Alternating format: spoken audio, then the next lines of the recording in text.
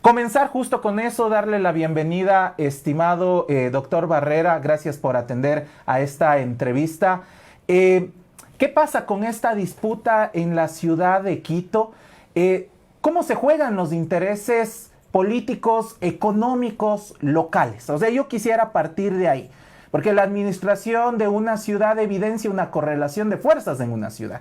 Pero aquí existió como una presión bastante fuerte de algún sector que quisiéramos conocerlo para llegar a la administración de la ciudad. Buenos días, doctor Barrera.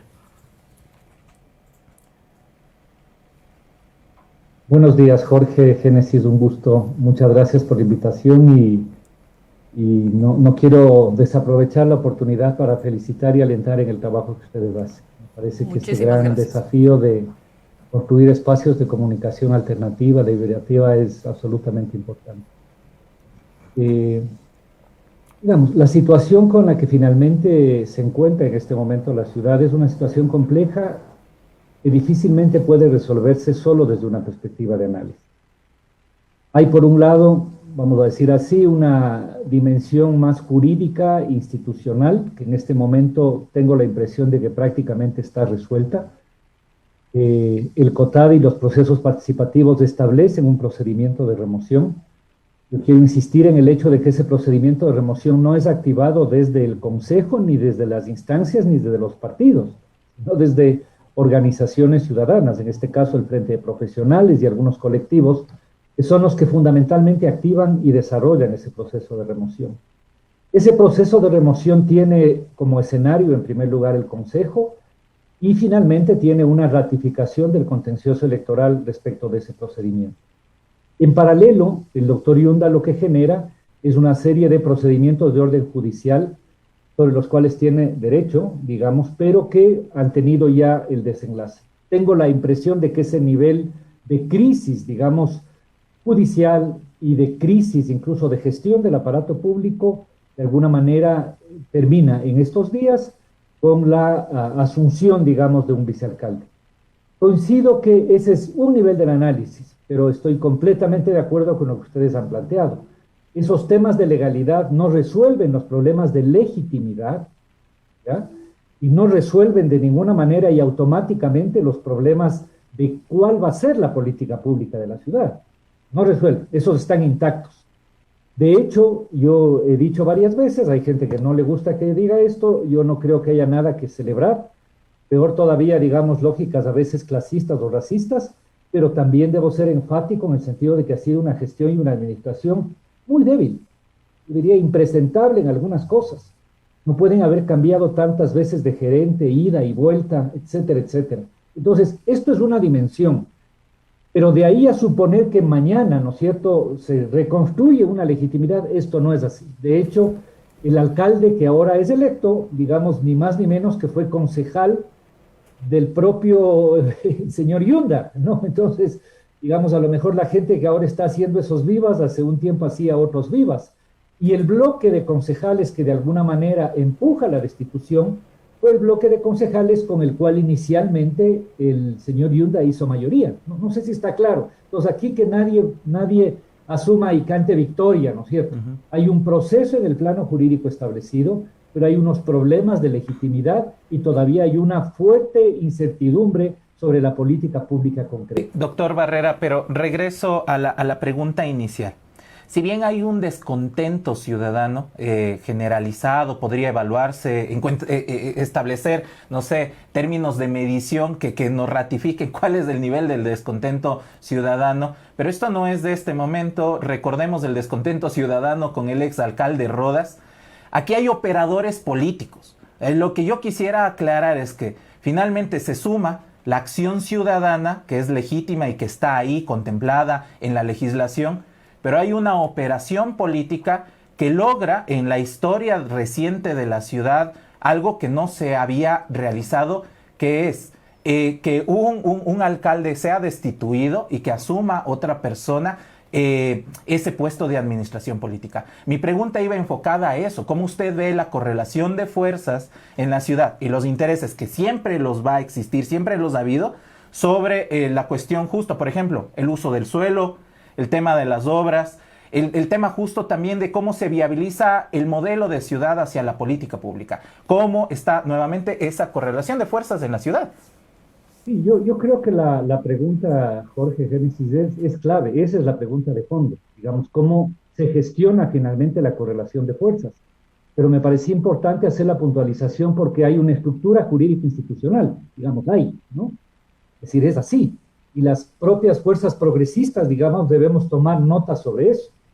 La segunda cosa que yo debo decir es que yo no dudo, digamos, de que ha habido una operación y una avalancha de parte de las élites. Yo mismo fui víctima de mucho en ese sentido. Esa es la correlación de los factores duros de poder. Esta es la realidad.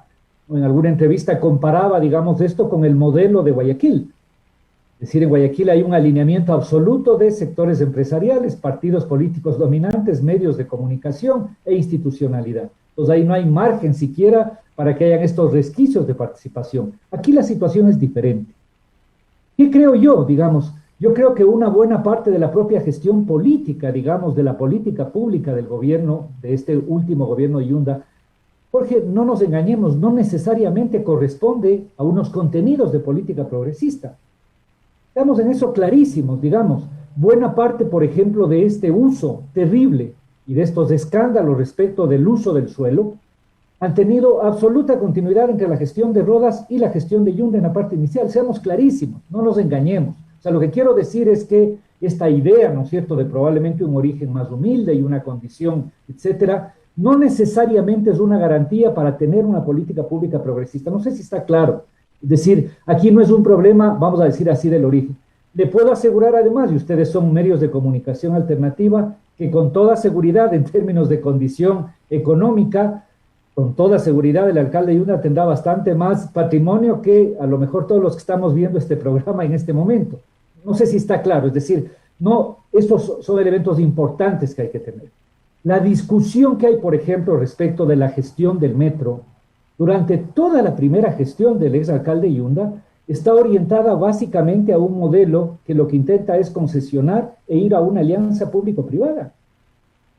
¿Sí? Cuando yo creo que lo lógico es establecer un modelo, digamos, de un operador público, manteniendo la titularidad y preparando efectivamente la empresa para poder establecer esas condiciones. Entonces, esos elementos claves, digamos, de política pública son exactamente los que hay que plantear.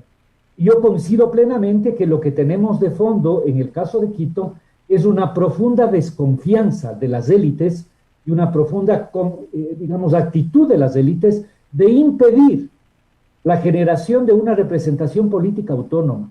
Yo creo que esto es lo que hay en Quito. Entonces, si el alcalde es de mi bando, puede ser el peor alcalde del mundo, que todo bien, ¿ya? Si el alcalde no es exactamente de mi grupo, ahí sí ahí tenemos problemas. No sé si está claro. Esa es la condición estructural. Y yo creo que eso nos plantea grandes desafíos también desde un campo más democrático y progresista. Claro que sí, doctor. Y justamente lo que usted mencionaba me lleva también a pensar en el tema de la legitimidad, ¿no?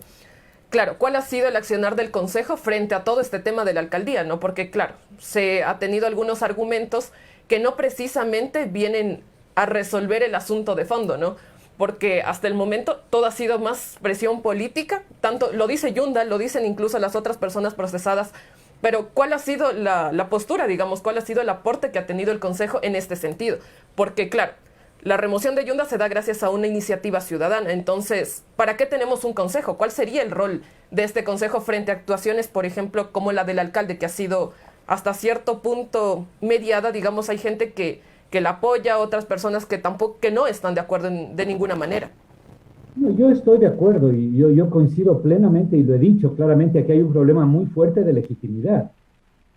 Por eso cuando yo veo, digamos, esta especie de celebraciones de algunas señoras y señores concejales, me parece que están bien desubicados. Durante todas las últimas semanas, lo que vino cobrando fuerza en buena parte de la ciudadanía fue que se vayan todos. Porque además es insólito que, digamos, todo el mundo se lava las manos cuando muchas decisiones han sido avaladas, ¿no es cierto?, o establecidas, por ejemplo, en directorios de las empresas metropolitanas en las cuales hay participación de los concejales. Claro, entonces, digamos, no puede ser aquí no pasó nada. Aquí yo creo que no hay un cuestionamiento al alcalde y una especie de carta blanca o cheque en blanco al consejo. No es esa la situación. No nos engañemos. Aquí hay una preocupación profunda respecto de la gestión en general. Y creo que no habiendo una legitimidad de origen, cuando uno gana una elección, tiene una legitimidad de origen. Y lo que yo he dicho es que esto no tiene legitimidad de origen. Tienen que tratar de lograr una legitimidad de resultados.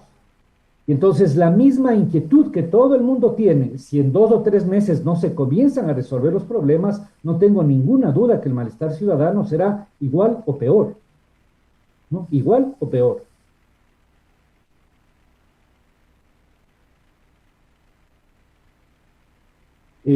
No escucho, Jorge.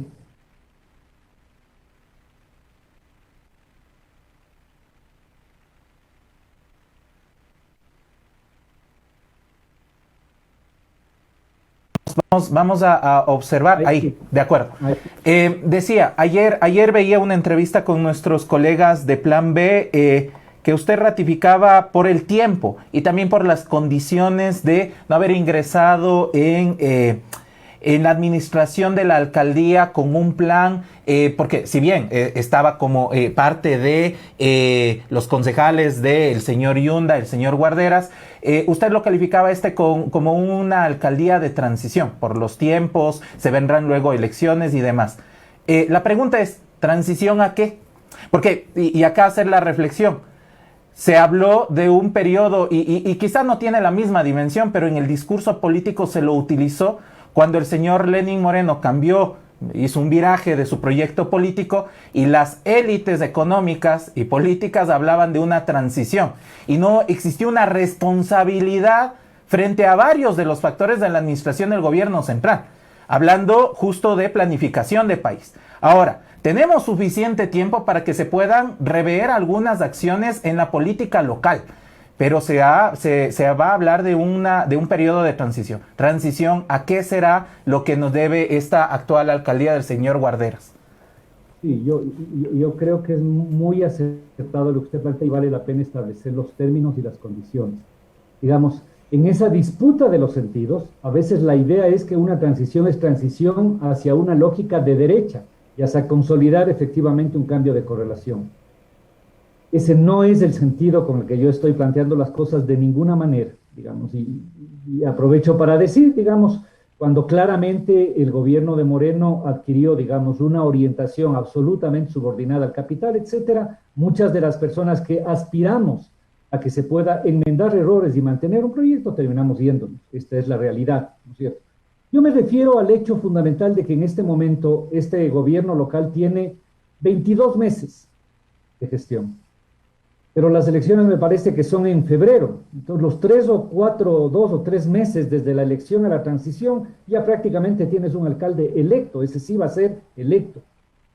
Y luego tienes, digamos, la campaña.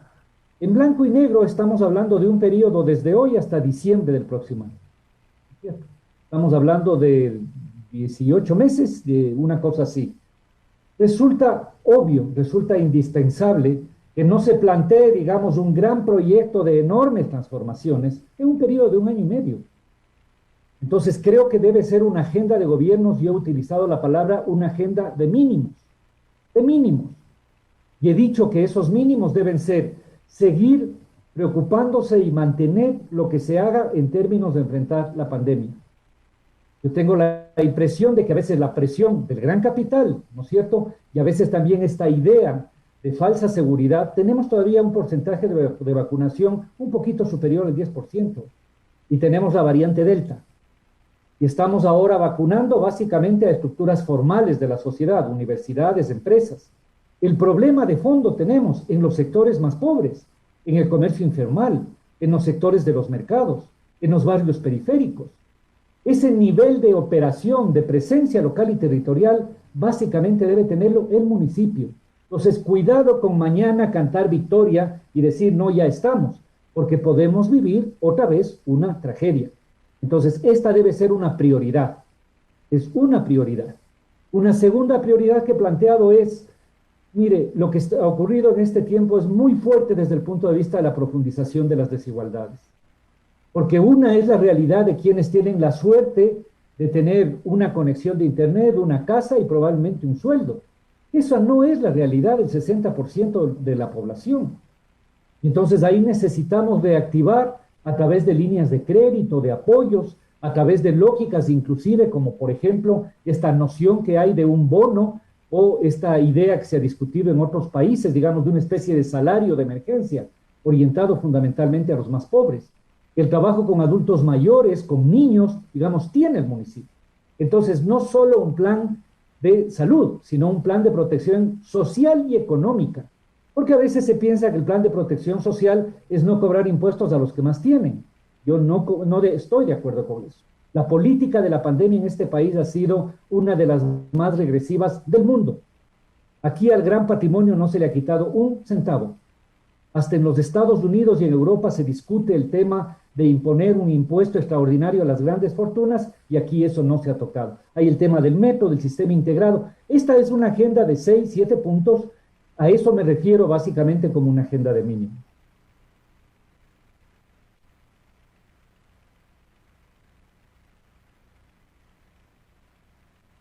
¿Tenemos algún problema de retorno? Otra vez no le escucho, Génesis. Ahí sí. Ahí estamos ahí. Sí, De acuerdo. Ah, Perfecto. Doctor Barrera, le decía que justamente, ¿no? Ahora que menciona el metro, quisiera preguntarle al respecto, ¿no? El metro fue firmado durante su administración también municipal, que fue en el 2009. Y de ahí para acá no hemos tenido como que un avance y es algo también que genera bastantes pasiones, por decirlo de alguna forma. ¿Para cuándo, de acuerdo, no, a su planteamiento en ese momento, para cuándo debía haber operado el metro? ¿Y por qué cree usted que se ha extendido tanto esta falta, digamos, del metro y todas estas cuestiones que giran en torno, ¿no? También el tema de las concesiones, que se quiere entregar a empresas privadas o que supuestamente la ciudad no está lista para administrar. ¿Por qué cree usted que existe todo este conflicto, digamos, y esta falta de operatividad del metro? A ver, el metro debió estar listo para el año 2017, debió estar operando para el año 2017.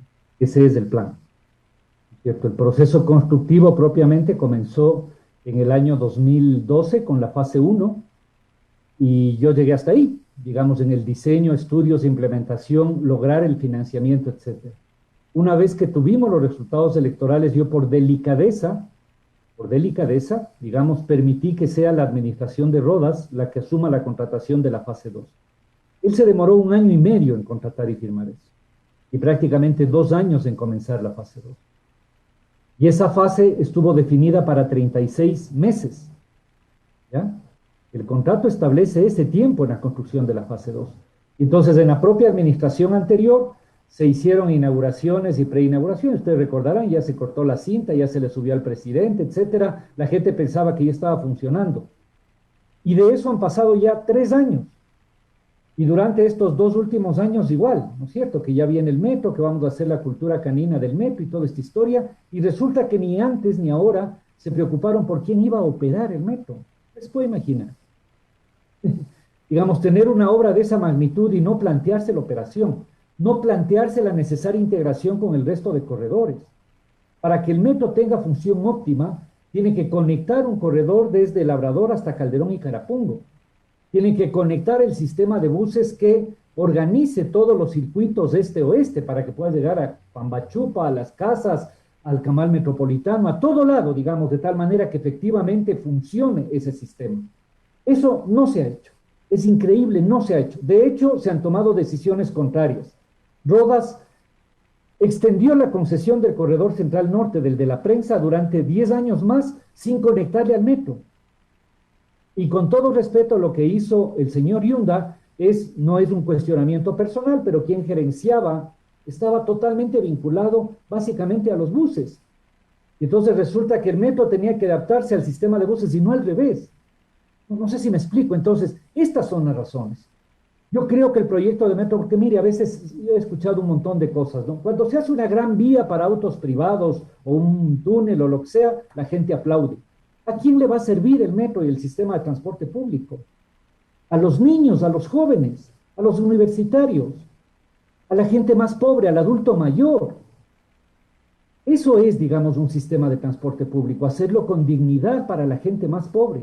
Une el norte, el centro y el sur. Construye una cultura ciudadana de igualdad. Es decir, no solamente es un problema de movilidad, es un planteamiento integral como ciudad.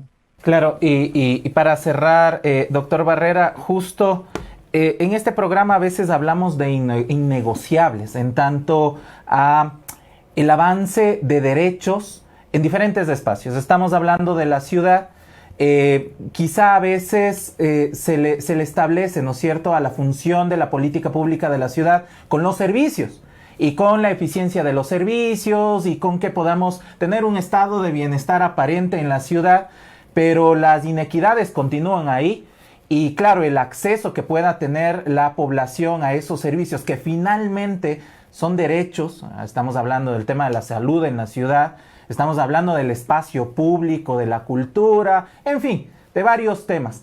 ¿Cuáles para usted, doctor Barrera, serían en esta transición y en lo que se ha venido dando en estos años los innegociables para los derechos de los ciudadanos que vivimos en la capital de Ecuador, en Quito? Yo creo que hay un derecho sustantivo y fundamental que es el derecho a la vida. Mire, digamos, si bien los cálculos oficiales hablan de, no sé, 26.000 fallecidos, digamos, colegas, compañeros como el Observatorio Social están hablando de una sobremortalidad que ya bordea los 75.000 personas. ¿Ya? Entonces, me parece que el derecho a la vida, el derecho, digamos, a un trabajo digno, el derecho a la seguridad, el derecho a la movilidad, tal vez todo esto podríamos cobijar en general en el derecho a la ciudad, es lo que debe inspirar la respuesta. Yo veo con optimismo respuestas a nivel de organización popular, de organización social y de organizaciones de derechos en eso. Me parece que el desafío que se plantea esto, más global, es construir el suficiente nivel de coordinación y de tejido para que esta ciudad cambie esa correlación que usted dice. Ese me parece que es el gran desafío. Digamos, ser capaces de construir un sentido común que permita que esa lógica de derechos sea la lógica que prime. Y no tengamos que estar en esta idea, digamos, de estar sometidos finalmente a esta condición. Este me parece que es el mayor desafío y creo que todos los esfuerzos deben ir orientados a preservar esos derechos, pero también tener la capacidad y la fuerza social de que esos derechos puedan materializarse. Hay zonas de la ciudad en las que no se ha hecho nada durante mucho tiempo. Hay gente que está viviendo hambre, sufrimiento y desempleo. Esto no puede ocurrir. Esto tiene que ser un imperativo precisamente para la actual administración y para las que vengan. Agradecemos, Génesis, al doctor Barrera por su participación en esta entrevista. Quizá un primer acercamiento, esperamos seguir conversando en otros programas con usted para justo hablar y asentar mucho más la necesidad de la ciudad. ¿Qué pasa justo con el manejo de los residuos sólidos, la basura, con las empresas públicas? Finalmente están ahí como un espacio, como usted lo decía, un modelo de administración muy diferente y distante a las fundaciones y a las concesiones, y ese sería quizá otro innegociable, algo que ha logrado la ciudad de Quito, y no solo Quito, hay otras ciudades en el país que han logrado sostener este modelo en tanto a las empresas públicas, ¿no es cierto?, los espacios, el modelo de administración de la ciudad. Le agradecemos, doctor Barrera. Muchas gracias, Génesis, porque muy gentiles. Un abrazo y un gusto. Muchas gracias por la invitación.